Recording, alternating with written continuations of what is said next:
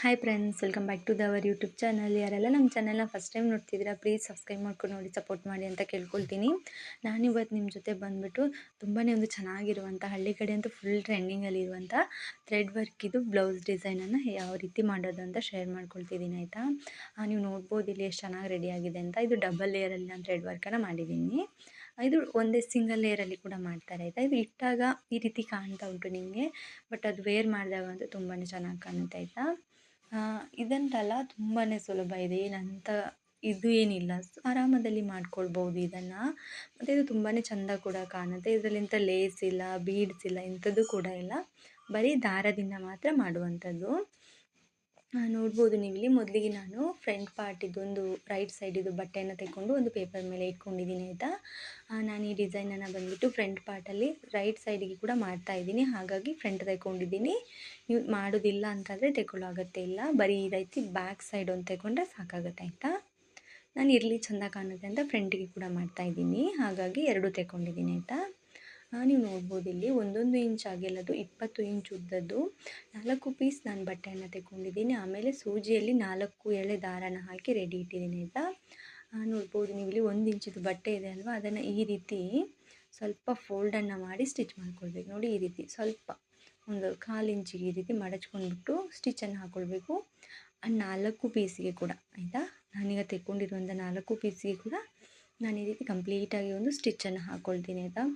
ಮತ್ತು ಎಲ್ಲದರದ್ದು ಕೂಡ ಸ್ಟಿಚಿಂಗ್ ವೀಡಿಯೋನ ಶೇರ್ ಮಾಡ್ಕೊಳಕ್ಕೆ ಹೋಗಲ್ಲ, ಯಾಕಂದರೆ ವೀಡಿಯೋ ಲೆಂತಿ ಆಗಿಬಿಡುತ್ತೆ. ಸೇಮ್ ಸ್ಟಿಚಿಂಗಲ್ಲಿ ಇಂಥ ಒಂದು ಪೀಸ್ ನೋಡಿದ್ರೆ ಸಾಕು, ಸೇಮ್ ಅಲ್ವಾ. ಹಾಗಾಗಿ ನೋಡಿ, ಒಂದು 1/4 ಇಂಚಿಗೆ, 1/4 ಇಂಚು ಸಹ ಇಲ್ಲ, ಅದಕ್ಕಿಂತಲೂ ಕಮ್ಮಿ ನಿಮಗೆ ಎಷ್ಟು ಸಣ್ಣದು ಡೋರಿಯನ್ನು ಮಾಡ್ಕೊಳ್ಳಿಕ್ಕೆ ಆಗ್ತದೆ ನೋಡಿ, ಅಷ್ಟು ಸಣ್ಣದು ನೀವು ಸ್ಟಿಚ್ಚನ್ನು ಮಾಡ್ಕೊಳ್ಳಿ ಆಯಿತಾ. ನಾನೊಂದು ಮೀಡಿಯಮಲ್ಲಿ ಇಲ್ಲಿ ಡೋರಿಯನ್ನು ಮಾಡ್ತಾಯಿದ್ದೀನಿ. ಈ ಡೋರಿಯನ್ನು ತಿರುಗಿಸಲಿಕ್ಕೆ ಉಂಟು ಆಯಿತಾ. ನಾವು ಬ್ಲೌಸಿಗೆಲ್ಲ ಹಿಂದ್ಗಡೆ ಕಟ್ಟಲಿಕ್ಕೆ ಡೋರಿಯನ್ನು ಮಾಡ್ತೇವಲ್ಲ, ಆ ಟೈಪ್ ಇದನ್ನು ಕೂಡ ತಿರುಗಿಸಬೇಕು. ನೀವು ನೋಡ್ಬೋದು ಇಲ್ಲಿ ಸ್ಟಿಚಿಂಗ್ ಮಾಡಿದ್ದು ಯಾವ ರೀತಿ ಇದೆ ಅಂತ. ನೋಡಿ, 1 ಪೀಸ್ ನಂದು ಸ್ಟಿಚ್ ಆಯಿತು, ಅದನ್ನು ತೋರಿಸ್ತಾ ಇದ್ದೀನಿ. ನೋಡ್ಬೋದು ಇದೇ ರೀತಿ ಇನ್ನು ಉಳಿದ ಪೀಸ್ನ ಕೂಡ ಮಾಡೋಣ. ನೋಡ್ಬೋದು ಇಲ್ಲಿ ನೆಕ್ಸ್ಟ್ ನಂದು ಎಲ್ಲ ಉಳಿದ ಪೀಸ್ ಕೂಡ ಅದೇ ರೀತಿ ಸ್ಟಿಚ್ಚನ್ನು ಮಾಡಿ ಆಯ್ತಾಯಿತಾ. ನಾನು 4 ಪೀಸನ್ನು ತೆಗೊಂಡಿದ್ದೀನಿ. ಈಗ ಇದನ್ನು ನಾವು ತಿರುಗಿಸ್ಕೊಳ್ಬೇಕಲ್ವಾ. ನೋಡಿ, ಕೆಲವರಿಗೆ ಗೊತ್ತಿರುತ್ತೆ, ಕೆಲವರಿಗೆ ಗೊತ್ತಿರಲ್ಲ. ಡೋರಿ ಮಾಡುವಾಗ ಈ ರೀತಿ ಬಟ್ಟೆ ಮೇಲೆ ಒಂದು ಸೂಜಿಯನ್ನು ತೆಗೆದು ಈ ರೀತಿ ಚುಚ್ಚಬೇಕು. ನೋಡಿ, ಈ ರೀತಿ ಸೂಜಿಗೆ ಹಿಂದೆ ಗಂಟೆಲ್ಲ ಹಾಕಿ ಇಟ್ಕೊಂಡಿರಿ ಆಯಿತಾ. ನೋಡಿ, ಈ ಥರ ನೋಡಿ, ಆ ಗಂಟು ಬಂದುಬಿಟ್ಟು ಕರೆಕ್ಟಾಗಿ ಅಲ್ಲಿ ನಿಲ್ಲಬೇಕು. ಅದಾದಮೇಲೆ ಸೂಜಿಯ ಹಿಂಬದಿಯನ್ನು ಈ ಡೋರಿಯ ಒಳಗಡೆಯಿಂದ ಹಾಕ್ತಾ ಹೋಗಿ ಆಯಿತಾ. ಸೂಜಿಯ ಹಿಂಬದಿಯನ್ನು ಡೋರಿಯ ಒಳಗಡೆ ಹಾಕಿ ರೈಟ್ ಸೈಡಿಂದ ಸೂಜಿಯನ್ನು ಪುಷ್ ಮಾಡಿದ್ರೆ ಲೆಫ್ಟ್ ಸೈಡಿಂದ ಬಟ್ಟೆಯನ್ನು ಮೇಲ್ಗಡೆಗೆ ಪುಷ್ ಮಾಡಬೇಕು. ಇದೇ ರೀತಿ ಮಾಡ್ತಾ ಇದು ಫುಲ್ ಎಂಡ್ವರೆಗೆ ಬರಬೇಕು, ನಮಗೆ ಸೂಜಿ ಹೊರಗಡೆ ಬರುವ ತನಕ ಆಯಿತಾ. ನೋಡಿ, ಲೆಫ್ಟಿಂದ ಬಟ್ಟೆನ ಪುಷ್ ಮಾಡಿ, ರೈಟಿಂದ ಸೂಜಿಯನ್ನು ಪುಷ್ ಮಾಡಿ ಆಯಿತಾ. ನೀವು ನೋಡ್ಬೋದು ಇಲ್ಲಿ ನಂದು ಸೂಜಿ ಎಂಡಿಂಗ್ ಬಂತಾಯಿತಾ. ಹೊರಗಡೆಗೆ ಸೂಜಿ ಎಂಡಿಂಗ್ ಬಂದ ಮೇಲೆ ಈ ರೀತಿ ಮಾಡಿ ದಾರ ಇರುತ್ತಲ್ವ, ದಾರದ ಸೈಡು ಸ್ಟಿಚಿಂಗ್ ಇದ್ದು ಆ ಕಡೆಗೆ ನಮ್ಮದು ಲೆಫ್ಟ್ ಸೈಡನ್ನು ಇಟ್ಕೊಳ್ಳಿ, ಸೂಜಿಯನ್ನು ರೈಟ್ ಸೈಡಿಗೆ ಇಟ್ಕೊಂಡು ಎಳೀರಿ ಆಯಿತಾ. ಈ ರೀತಿ ನೋಡಿ, ಅದು ಸ್ವಲ್ಪ ಒಳಗೆ ಹೋಗಲಿಕ್ಕೆ ಒಮ್ಮೊಮ್ಮೆ ಕಷ್ಟ ಆಗುತ್ತೆ, ಅದು ಸ್ವಲ್ಪ ಕೇರ್ಫುಲ್ಲಾಗಿ ಎಳೀರಿ ಆಯಿತಾ. ಒಮ್ಮೆಲೆ ಜೋರಾಗಿ ಎಳೀಲಿಕ್ಕೆ ಹೋಗಬೇಡಿ. ನೋಡಿ, ಅದು ಒಮ್ಮೊಮ್ಮೆ ಒಳಗೆ ಹೋಗಲ್ಲ ಅಂತಾದರೆ ಈ ರೀತಿ ಸೂಜಿಯಿಂದ ಸ್ವಲ್ಪ ಪುಷ್ ಮಾಡಿ ಆಯಿತಾ. ಸೂಜಿಯಿಂದ ಒಂಚೂರು ಪುಷ್ ಮಾಡಿ, ಕೈಯಿಂದ ಹೀಗೆ ಒಂಚೂರು ರೋಲ್ ಮಾಡಿದ ಹಾಗೆ ಮಾಡಿ, ಆಗ ಅದು ಸರಿಯಾಗಿ ಒಂದು ಒಳಗೆ ಹೋಗ್ತದೆ ಆಯಿತಾ. ಅದಾದಮೇಲೆ ನೋಡ್ಬೋದು ನೀವು ಎಳಿಬೇಕು ಅದನ್ನು, ಅದೇ ರೀತಿ ಪುಷ್ ಮಾಡಿ ರೋಲ್ ಆಗಿ ಹೋಗ್ತದೆ ಒಳಗೆ. ಎಳೆದ ಮೇಲೆ ಈ ರೀತಿ ಬರ್ತದೆ ಆಯಿತಾ. ಎಂಡಿಂಗ್ ನಮಗೆ ಸ್ವಲ್ಪ ಎಳೆಯುವಾಗ ಜಾಗ್ರತೆ ಮಾಡಿ, ಥ್ರೆಡ್ ಕಟ್ ಆಗುವ ಚಾನ್ಸಸ್ ಇರುತ್ತೆ ಆಯಿತಾ. ಥ್ರೆಡ್ ಕಟ್ ಆಗದೆ ಇರೋ ರೀತಿ ಹೇಳ್ಕೊಳ್ಳಿ. ಇದು ಡೋರಿ ಮಾಡ್ತೇವಲ್ಲ, ಸೇಮ್ ಅದೇ ಮೆಥಡ್ ಆಯಿತಾ, ಏನು ವ್ಯತ್ಯಾಸ ಇಲ್ಲ. ನೋಡ್ಬೋದು ನೀವು ಆರಾಮಾಗಿ. ನಮಗೆ ದಾರ ಹೊರಗಡೆ ಬಂತು ನಮ್ಮ ಕೈಗೆ ಅಂತಾದರೆ ಇದು ಡೋರಿ ರೆಡಿ ಆದ ಹಾಗೇನೆ ಆಯಿತಾ. ಆಮೇಲೆ ಬಟ್ಟೆಯನ್ನು ನಾವು ಆರಾಮಾಗಿ ಎಳಿಬೋದು ನೋಡಿ ಈ ರೀತಿ. ಬಟ್ ದಾರ ಎಳೆಯುವಾಗ ಒಂಚೂರು ಜಾಗ್ರತೆ ಮಾಡಬೇಕು ನೋಡಿ, ಈ ಥರ. ಕೆಲವರಿಗೆ ಇದು ಕನ್ಫ್ಯೂಷನ್ ಆಗುತ್ತೆ ಆಯಿತಾ, ಯಾವ ರೀತಿ ಎಳೆಯೋದು ಅಂತ. ನೀವು ಸ್ವಲ್ಪ ಪಟ್ಟಿಯನ್ನು ಒಂಚೂರು ದಪ್ಪ ಮಾಡ್ಕೊಂಡ್ಬಿಟ್ಟು ಪಿನ್ನಿಂದ ಎಳೀರಿ ಆಯಿತಾ. ಒಂಚೂರು ಪಟ್ಟಿ ದಪ್ಪ ಆಗುತ್ತೆ ಅಷ್ಟೇ, ಬಟ್ ಏನು ತೊಂದರೆ ಇಲ್ಲ, ಪಿನ್ನಿಂದ ಕೂಡ ಮಾಡ್ಕೊಳ್ಳಿ ಆಯಿತಾ.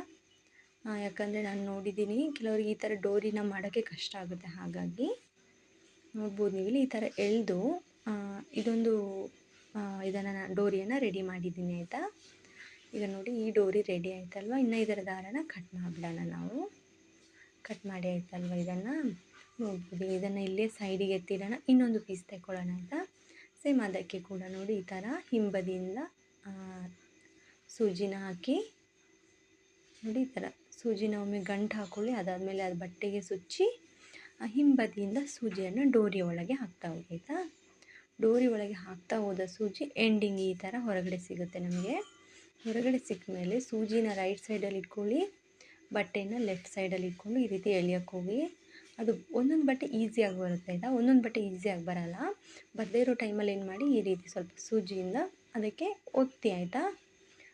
ಸೂಜಿಯಿಂದ ಒಳಗಡೆಗೆ ಅದನ್ನು ಪುಷ್ ಮಾಡಿ, ಆಗ ಅದು ನಮಗೆ ನೀಟಾಗಿ ಸಿಗುತ್ತೆ ಆಯಿತಾ. ಟರ್ನ್ ಮಾಡ್ಕೊಳ್ಳಿಕ್ಕೆ ನೋಡಿ ಈ ರೀತಿ ಒಂದೊಂದು ಬಟ್ಟೆ ಮೇಲೆ ಡಿಪೆಂಡ್. ಒಂದೊಂದು ಬಟ್ಟೆ ಬೇಗ ಜಾರಿಕೊಂಡು ಬಂದುಬಿಡುತ್ತೆ, ಒಂದೊಂದು ಬಟ್ಟೆ ಬರೋಲ್ಲ ಆ ರೀತಿ. ನಂದಿದು ಕಾಟನ್ ಬಟ್ಟೆ ನೋಡ್ಬೋದು ನೀವು ಇಲ್ಲಿ ಈ ರೀತಿ ಇದೆ ಆಯಿತಾ. ಅದಿವಾಗ ಇನ್ನೂ ಸಹ ನಂದು ಎಳ್ದಾಗಿಲ್ಲ, ಒಂಚೂರು ಜಸ್ಟ್ ಸ್ಟಾರ್ಟ್ ಆಗಿದೆ ಮಾತ್ರ. ಅದಂದರೆ ಒಳಗೆ ಹೋಗಲಿಕ್ಕೆ ಸ್ಟಾರ್ಟ್ ಆಗಿದೆ. ಅದಾದಮೇಲೆ ನಾನಿನ್ನು ಎಳಲಿಕ್ಕೆ ಸ್ಟಾರ್ಟ್ ಮಾಡ್ತೇನೆ ಆಯಿತಾ. ಥ್ರೆಡ್ಡನ್ನು ತಗೊಂಡು ನೋಡಿ ಈ ರೀತಿ ನಿಮಗೆ ಗ್ರಿಪ್ ಸಿಗಲ್ಲ ಎಳಿಲಿಕ್ಕೆ ಅನ್ನೋವಂಥವ್ರು ಏನು ಮಾಡಿ ಅಂದರೆ ನೋಡಿ, ಗ್ರಿಪ್ ಸಿಗದೇ ಇರುವವರು ಬೆರಳಿಗೆ ದಾರನ ಸುತ್ಕೊಂಡ್ಬಿಡಿ ಆಯಿತಾ. ಆ ದಾರ ಇರುತ್ತಲ್ವ, ನಮ್ಮದು ಸೂಜಿಯಲ್ಲಿದ್ದ ದಾರ, ಅದನ್ನು ಬೆರಳಿಗೆ ಸುತ್ಕೊಂಡಿದ್ದೀರಿ. ಅದಾದಮೇಲೆ ಈ ರೀತಿ ನಿಮಗೆ ಒಂಚೂರು ಅದು ಹೊರಗೆ ಬಂದರೆ ಸಾಕು, ದಾರನ ಕಟ್ ಮಾಡಿ ತೆಗೆದುಬಿಡಿ. ಆಮೇಲೆ ಈ ರೀತಿ ಖಾಲಿ ಬಟ್ಟೆಯನ್ನು ಇಟ್ಕೊಂಡು ಈ ರೀತಿ ಎಳೀರಿ ಆಯಿತಾ. ನಾನಿದು ಎರಡೇ ಡೋರಿ ಮಾಡೋದನ್ನು ತೋರಿಸಿದ್ದೀನಿ, ಎಲ್ಲ ತೋರ್ಸೋಕ್ಕೆ ಹೋಗಲ್ಲ. ಸೇಮ್ ಆಯಿತಾ. ನಾನು 2 ಡೋರಿನ ಈಗ ಸೈಡಿಗೆ ಎತ್ತಿಟ್ಟಿದ್ದೀನಿ, 2 ಮಾತ್ರ ಇಲ್ಲಿ ಇಟ್ಕೊಳ್ತಾ ಇದ್ದೀನಿ ಸ್ಟಿಚ್ ಮಾಡೋ ಹತ್ರ. ನಾನು ಫಸ್ಟಿಗೆ ಫ್ರಂಟ್ ಪಾರ್ಟನ್ನು ತೆಕ್ಕೊಂಡಿದ್ದೀನಿ. ಅದನ್ನು ನೋಡಿ ನನಗೆ ಎಷ್ಟು ಬೇಕು ಅಷ್ಟಕ್ಕೇ ನಾನು ಪೇಪರನ್ನು ಕಟ್ ಮಾಡ್ಕೊಂಡಿದ್ದೀನಿ. ಸುಮ್ಮನೆ ಯಾಕೆ ಅಲ್ವಾ, ದೊಡ್ಡ ಪೇಪರ್ ಬೇಡ ಅಂತ. ಈಗ ಪೇಪರ್ ಮೇಲೆ ನಮ್ಮದು ಬಟ್ಟೆಯನ್ನು ಇಟ್ಟು, ಅದು ಬಟ್ಟೆ ಯಾವ ರೀತಿ ಇದೆ ಅಲ್ವ ಅದೇ ರೀತಿ ಒಂದು ಸ್ಟಿಚ್ಚನ್ನು ಹಾಕ್ಕೊಂಬರೋಣ ಆಯಿತಾ. ನೀವು ನೋಡ್ಬೋದು ಬಟ್ಟೆ ಸ್ಟಿಚ್ ಹಾಕಿ ಆಯಿತು. ಅದಾದಮೇಲೆ ಡೋರಿನ ತೆಗೊಳ್ಳಿ. ಡೋರಿಯ ಫಸ್ಟಲ್ಲಿ ಸ್ವಲ್ಪ ದಪ್ಪ ಆಗಿರುತ್ತೆ, ಅದನ್ನು ಕಟ್ ಮಾಡಿ ತೆಗೆದುಬಿಡಿ ಆಯಿತಾ. ಅದಾದಮೇಲೆ ನೋಡ್ಬೋದು ನೀವು ಪೇಪರಿಗೆ ನಾವೀಗ ಹೇಗೆ ಬ್ಲೌಸನ್ನು ಸ್ಟಿಚ್ ಮಾಡಿದ್ದೀವಲ್ವ ಅದೇ ರೀತಿ ರೌಂಡಾಗಿ ಒಂದು ಅರ್ಧ ಇಂಚ್ ಗ್ಯಾಪಲ್ಲಿ ಈ ಡೋರಿನ ಸ್ಟಿಚ್ ಮಾಡಬೇಕು. ನೋಡಿ, ಒಂದು ಅರ್ಧ ಇಂಚ್ ಗ್ಯಾಪ್ ಇಷ್ಟೇ ಆಯಿತಾ. ಅದನ್ನು ನಾವು ಕಂಪ್ಲೀಟಾಗಿ ರೌಂಡಾಗಿ ಸ್ಟಿಚ್ ಮಾಡ್ಕೊಂಬರೋಣ. ನಾನು ತೋರಿಸ್ತೇನೆ ನಿಮಗೆ, ಅಂದರೆ ಸ್ಟಿಚ್ ಮಾಡೋದನ್ನು ತೋರಿಸಲ್ಲ, ಸ್ಟಿಚ್ ಮಾಡ್ಕೊಂಡು ತೋರಿಸ್ತೇನೆ ಆಯಿತಾ. ನೋಡ್ಬೋದು ನೀವು ಇದೇ ರೀತಿ ಆಯಿತಾ, ರೌಂಡಾಗಿ ನೋಡಿ. ಅದೀಗ ನಂದು 1 ಲೇಯರಲ್ಲಿ ಸ್ಟಿಚ್ ಮಾಡಿ ಆಯಿತಾ. 1 ಲೇಯರ್ ಸ್ಟಿಚ್ ಮಾಡಿ ಆದಮೇಲೆ ಆ ಡೋರಿನ ಕಟ್ ಮಾಡ್ಕೊಳ್ಳಿ ಆಯಿತಾ. ಎಷ್ಟು ಉದ್ದ ಬೇಕಿತ್ತು ನೋಡಿ ಅಷ್ಟು ಉದ್ದಕ್ಕೆ. ಅದಾದಮೇಲೆ ಈಗ ಹೊರಗಡೆ ತೆಗಿತಾ ಇದ್ದೀನಿ, ನೀವು ನೋಡ್ಬೋದು ಇಲ್ಲಿ ಈ ರೀತಿ ಹೊರಗಡೆ ತೆಗೆದಾದ್ಮೇಲೆ ಅದನ್ನು ಕಟ್ ಮಾಡಿಬಿಡಿ. ಅಂದರೆ ಗಡಿಬಿಡಿ ಮಾಡ್ಕೊಳ್ಳಿಕ್ಕೆ ಹೋಗ್ಬೇಡಿ, ಪೇಪರ್ ಅಲ್ವಾ ಹರಿದೋಗ್ಬಿಡುತ್ತೆ. ನಿಮಗೆ ಪೇಪರ್ ಬೇಡ, ನಾನು ಬಟ್ಟೆ ಮೇಲೆ ಮಾಡ್ಕೊಳ್ತೇನೆ ಅನ್ನೋದವ್ರು ಬಟ್ಟೆ ಮೇಲೆ ಕೂಡ ಸ್ಟಿಚ್ ಮಾಡ್ಕೊಳ್ಬೋದು.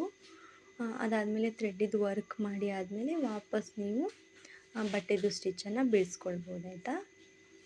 ನೋಡ್ಬೋದು ಈಗ ಒಂದು ರೌಂಡ್ ನಂದು ಸ್ಟಿಚ್ ಆಗಿದೆ ಅಲ್ವಾ. ಈಗ ಅದೇ ರೀತಿ ಇನ್ನೊಂದು ರೌಂಡ್ ಸ್ಟಿಚ್ ಆಯಿತಾ, ಈ ಡೋರಿನ ಇಟ್ಕೊಂಡ್ಬಿಟ್ಟು. ಇದು ನಿಮಗೆ ಎಷ್ಟು ಗ್ಯಾಪ್ ಬೇಕು ಅದು ನಿಮ್ಮ ಮೇಲೆ ಡಿಪೆಂಡ್. ನೀವು ನೋಡ್ಬೋದು ಇಲ್ಲಿ ನಾನು 2 ಕೂಡ ಪೀಸಸ್ ಡೋರಿನ ಸ್ಟಿಚ್ ಮಾಡ್ಕೊಂಡಿದ್ದೀನಿ ಈ ರೀತಿ, ನೋಡಿದ್ರಲ್ವಾ. ಈಗ ಇದೇ ರೀತಿ ನಾವು ಬ್ಯಾಕಿಗೆ ಕೂಡ ಸ್ಟಿಚ್ ಮಾಡಬೇಕು. ನೀವು ನೋಡ್ಬೋದು ಇಲ್ಲಿ ನಾನು ಪೇಪರ್ ಮೇಲೆ ಬ್ಯಾಕ್ ಪಾರ್ಟನ್ನು ಇಟ್ಟಿದ್ದೀನಿ.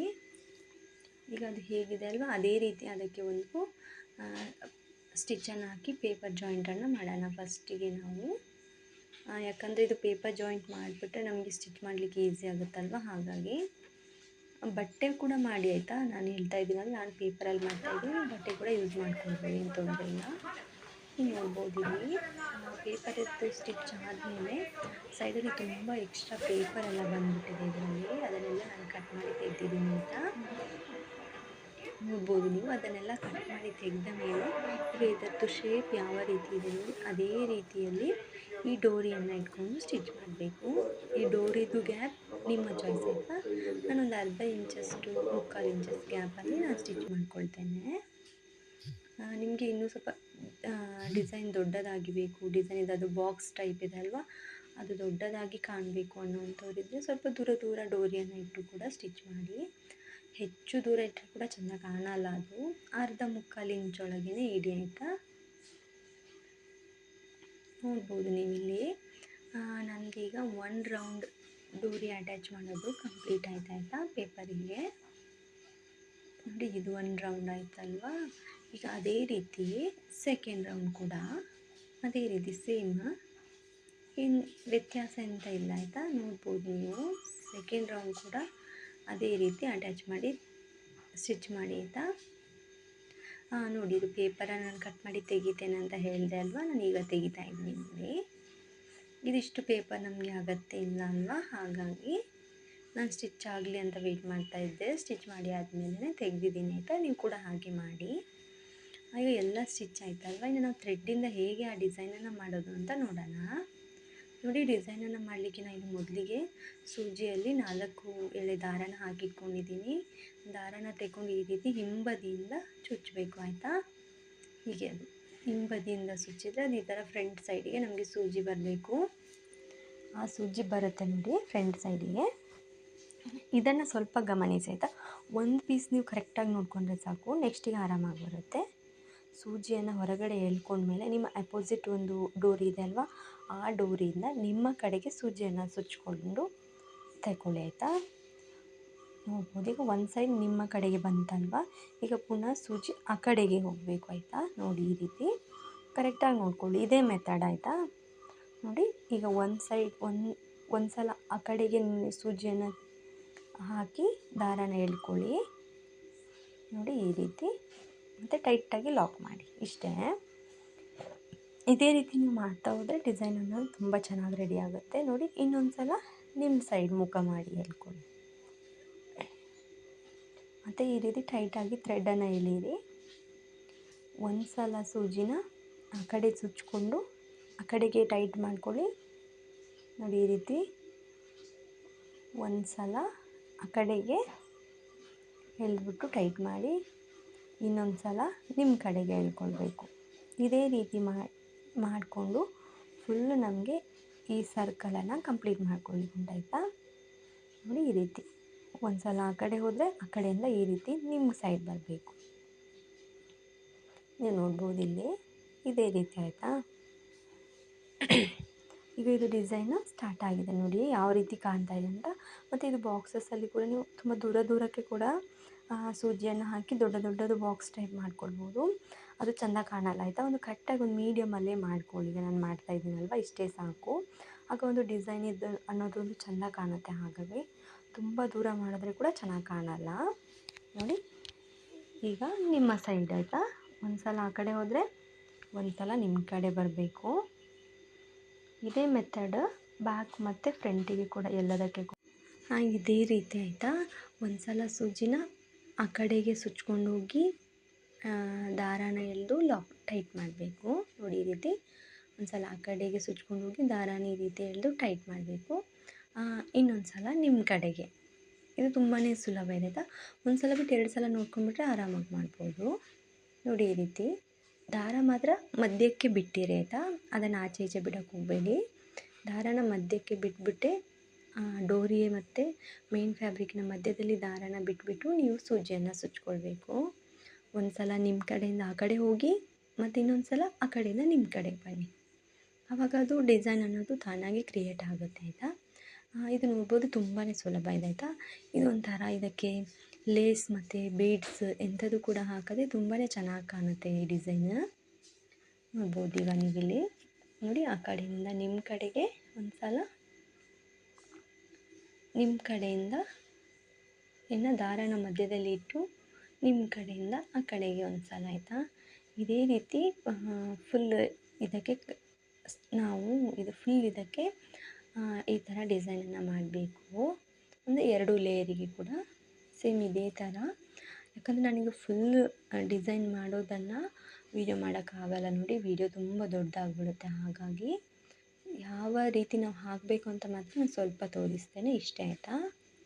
ಇದೇ ರೀತಿ ನೀವು 2 ಲೇಯರಿಗೆ ಕೂಡ ಡಿಸೈನನ್ನು ಮಾಡ್ಕೊಳ್ಬೇಕು ಫ್ರಂಟಿಗೆ. ನೀವು ನೋಡ್ಬೋದು ಡಿಸೈನ್ ಅನ್ನೋದು ಯಾವ ರೀತಿ ರೆಡಿಯಾಗಿದೆ ಅಂತ. ಮತ್ತು ಈ ಡಿಸೈನ್ ಇದು ಬಾಕ್ಸಸ್ ಎಷ್ಟು ಅಗಲ ಬೇಕು ಅನ್ನೋದೆಲ್ಲ ನಿಮ್ಮ ಮೇಲೆ ಡಿಪೆಂಡ್ ಆಗಿರುತ್ತೆ. ನಾನಿಲ್ಲಿ ಒಂದು ಮೀಡಿಯಮಲ್ಲಿ ಮಾಡ್ಕೊಳ್ತಾ ಇದ್ದೀನಿ. ನೀವು ಕೂಡ ಹಾಗೇ ಮಾಡ್ಕೊಳ್ಳಿ, ತುಂಬ ದೂರ ಸಹ ಮಾಡಬೇಡಿ ಆಯಿತಾ. ನೋಡಿ ಆ ಕಡೆಯಿಂದ ನಿಮ್ಮ ಕಡೆ ಬರಬೇಕು, ಮತ್ತು ಇವಾಗ ದಾರಾನ ಮಧ್ಯಕ್ಕೆ ಬಿಟ್ಬಿಟ್ಟು ನಿಮ್ಮ ಕಡೆಯಿಂದ ಆ ಕಡೆ ಹೋಗಬೇಕು. ಇದೇ ಆ ಕಡೆಯಿಂದ ಸೂಜಿನ ತಂದು ಈ ಕಡೆ ಲಾಕ್ ಮಾಡಬೇಕು, ಈ ಕಡೆಯಿಂದ ಸೂಜಿನ ಕೊಂಡೋಗಿ ಆ ಕಡೆ ದಾರಾನ ಎಳೆದ್ಬಿಟ್ಟು ಲಾಕ್ ಮಾಡಬೇಕು. ನೀವು ನೋಡ್ಬೋದು ಇಲ್ಲಿ ನಂದು ಇವಾಗ ಇಷ್ಟು ಮಾಡಿ ಆಯಿತು. ಅದಾದಮೇಲೆ ಈಗ ನಾನು ಬ್ಯಾಕ್ ಪಾರ್ಟಿದ್ದು ಮಾಡ್ತೇನೆ, ಅದನ್ನು ಸ್ವಲ್ಪ ನಿಮ್ಮ ಜೊತೆ ಶೇರ್ ಮಾಡ್ಕೊಳ್ತೇನೆ. ಈಗ ಫ್ರಂಟಿದ್ದು ನಾನು ಸ್ವಲ್ಪ ಮಾಡಿದ್ದೀನಲ್ವ, ಅದನ್ನು ನಾನು ಮತ್ತೆ ಕಂಟಿನ್ಯೂ ಮಾಡ್ತೀನಿ. ಈಗ ನೋಡಿ ಬ್ಯಾಕಿಗೆ ಕೂಡ ಸೇಮ್ ಆಯಿತಾ, 4 ಎಳೆ ದಾರಾನ ರೆಡಿ ಇಟ್ಕೊಂಡಿರಬೇಕು. ಈ ರೀತಿ ಬ್ಯಾಕಿಂದ ಫ್ರಂಟಿಗೆ ಸೂಜಿನ ಸುಚ್ಕೊಳ್ಳಿ. ನೋಡಿ ಈ ರೀತಿ ಫ್ರಂಟಿಗೆ ಸೂಜಿನ ತಗೊಂಬಿಡಿ ಆಯಿತಾ. ಸೂಜಿನ ತಗೊಂಡಾದ್ಮೇಲೆ ಈಗ ದಾರಾನ ಮಧ್ಯಕ್ಕೆ ಬಿಟ್ಬಿಟ್ಟು ಮೇಲ್ಗಡೆಯಿಂದ ನಿಮ್ಮ ಕಡೆಗೆ ಸುಚ್ಕೊಳ್ಬೇಕು.